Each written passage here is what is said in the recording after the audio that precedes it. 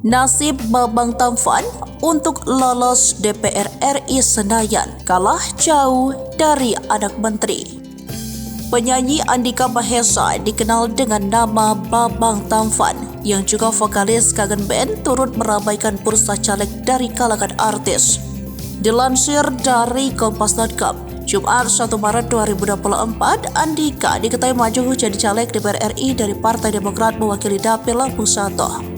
Diketahui Dapil Lampung 1 meliputi wilayah Barat Lampung yang terdiri dari Kabupaten Lampung Barat, Kabupaten Lampung Selatan, Kabupaten Pesawaran, Kabupaten Pesisir Barat, Kabupaten Pringsewu, Kabupaten Tanggamus, Kota Bandar Lampung, dan Kota Metro.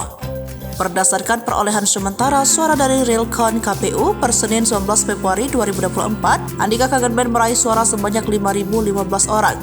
Suara Andika Kangen Band tersebut merupakan hasil perhitungan Realcon dari 8.578 TPS dari total 12.320 TPS yang ada di Dapil Lampung 1. Melihat angka perolehan suara tersebut, peluang Andika Kangen Band lolos ke Senayan cukup kecil.